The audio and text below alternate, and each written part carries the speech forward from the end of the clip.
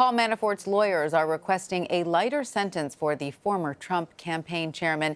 In a memo to the U.S. District Court for the Eastern District of Virginia, his attorneys ask for leniency. They argue the sentencing guidelines of 19.5 to 24 years are, quote, clearly disproportionate to the offense conduct. The attorneys argue Manafort is a first-time offender and the nature of his crimes don't match those guidelines. Manafort was convicted in Virginia of 8 counts, including tax and bank fraud. The memo also accuses special counsel Robert Mueller of trying to vilify Manafort. His lawyers say Mueller's conduct, quote, falls within the government's pattern of spreading misinformation about Mr. Manafort to impugn his character.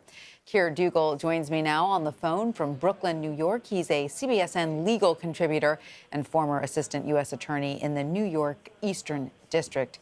Keir, thanks for being with us. So Manafort's lawyer, as we just heard, argue in the filing that the sentencing range of almost 2 decades is disproportionate to the offense for which Mr. Manafort was convicted. Do you agree with that? I think that the sentencing arguments that Mr. Manafort's lawyers made are not going to help him very much.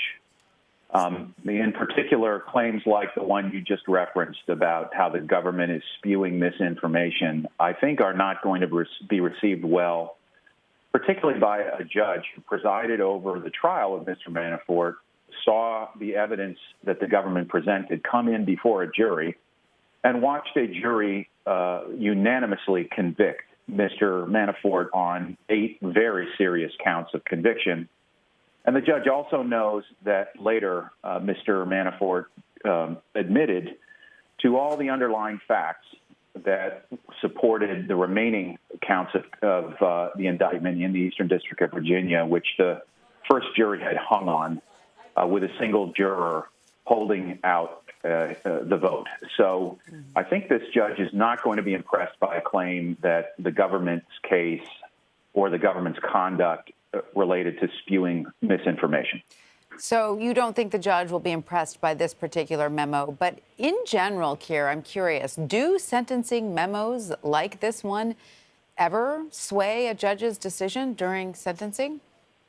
Sure, they can. Where the facts are helpful to a defendant, they can. I don't think the facts are particularly helpful to Mr. Manafort. For instance, he's trying to relitigate that Mr. Mueller didn't have the authority under his order from Rod Rosenstein to prosecute Mr. Manafort. But that judge, that claim was already rejected last summer by the judge, who found that Mueller had followed money paid by pro-Russian officials directly to Mr. Manafort and therefore justified Mr. Manafort's prosecution by the special counsel.